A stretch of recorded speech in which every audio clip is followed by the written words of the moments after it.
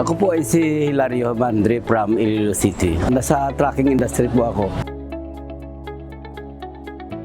Nag-udyok sa akin, to kaibigan ko lang na babae na nagbigay tip kung paano patakbuhin yung negosyo na trucking. Sinabi sa akin na maganda itong business. While nagtatrabaho ka sa kumpanya, pwede i-operate ang trucking na nasa bahay ka lang, nasa opisina ka.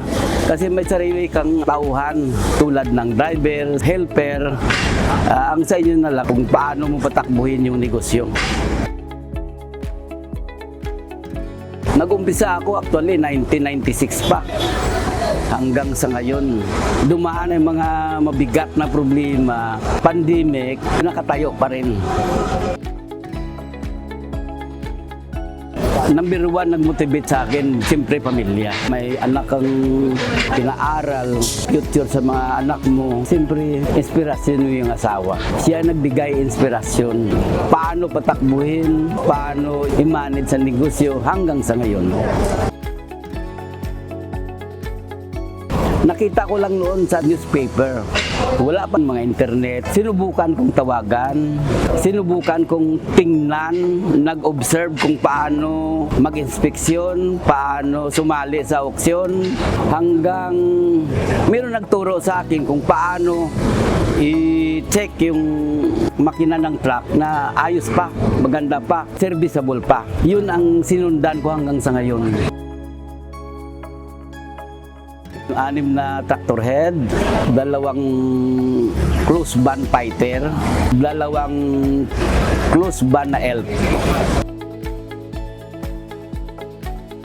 Maganda yung material. Hindi nga nila binibenta kasi yung material nila para lang yun sa AIA.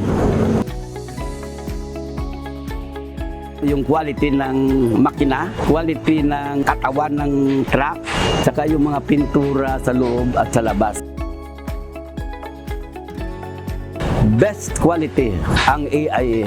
Pwede sa ilaban kasi ang quality brand new talaga. Okay talaga. Worth na worth. Responsive sila lahat ng mga empleyado ng AIA.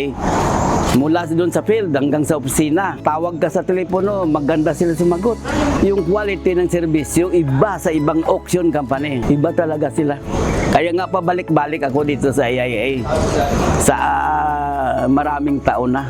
Happy 25th anniversary AIA.